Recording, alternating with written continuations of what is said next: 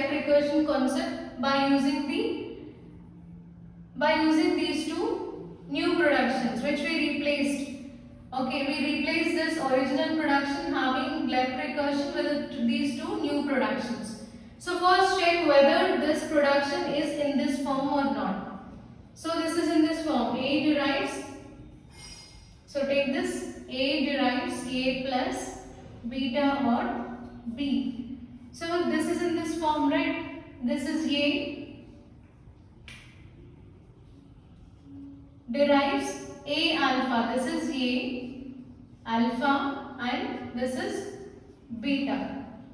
So this production is in this form. So we need to convert this into these two productions so that you will get A derives beta A dash. Beta means B, A dash means A only, and A dash is alpha A dash or epsilon. What is alpha? Here this complete one along with the plus. You need to take that complete thing. So here alpha is plus B A dash or epsilon. Okay, so this is the answer for first production. Now take the second one. So second one is B derives B star C or C. Check whether this given production is in this form or not. This A derives A alpha and this is beta. This is in this form and we have left recursion. So you need to convert that into this form. So how to do that? Again same thing. A is B in this case. B derives beta means C. A dash means B dash. And A dash means B dash derives what is alpha? Alpha is star C. Star C and A dash is B dash or epsilon. Okay. Next, take the third one. Third one is C derives D or A. So there is no left recursion in this case. Both the non-terminal symbols are different. So this is not having left recursion. So the final productions are the ones which are written in red color. So this is a final production and after this you can write the same thing as it is. So these are your final productions for this grammar. Okay. Now let us solve the second case. So let us write it here itself.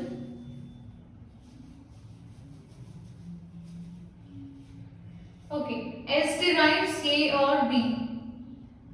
So S derives A, B. So first we'll solve that. So check whether this is in this form. No, there is no left recursion here. So no left recursion. Now check the second one. A derives A, S or S. Check whether this is having left recursion. Yes, A and A. So this is having left recursion. So this is in the form of A derives A alpha or beta. So alpha is S, beta is S. So convert this into these two productions. So A derives beta is nothing but, sorry, this is beta, right? So beta means yes, A is A only, and A dash is again same, A dash derives alpha A dash. Alpha means comma S.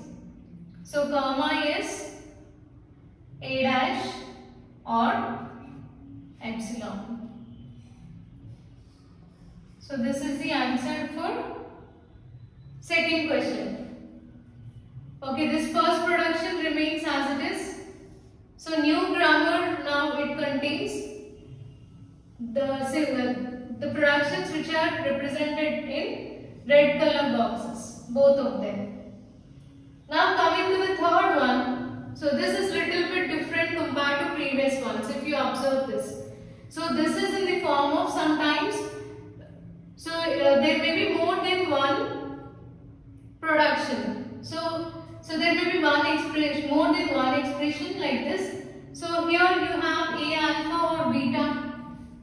So this is having left recursion. So in this case, you need to write the productions as A derives beta A dash, beta 1 A dash or beta 2 A dash or and so on.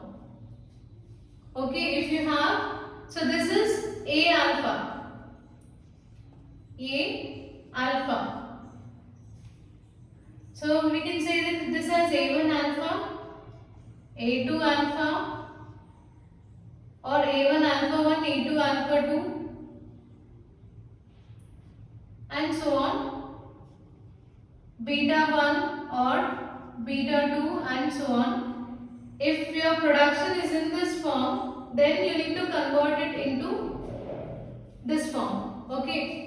See again, if your production is in this form, A derives A1 alpha 1 or A2 alpha 2 and so on, beta 1 or beta 2, then convert them into A derives beta 1 A dash, beta 2 A dash and so on, instead of taking only beta A dash. Similarly, A dash will be alpha 1 A dash or alpha 2 A dash or and so on, epsilon. Okay, so based on these two rules, let us now solve this problem. So we can solve it here. So this place is enough.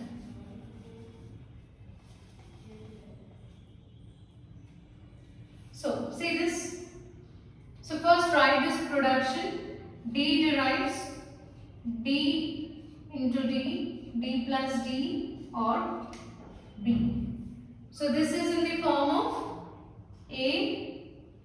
A1 alpha 1, A2 alpha 2, this is beta 1.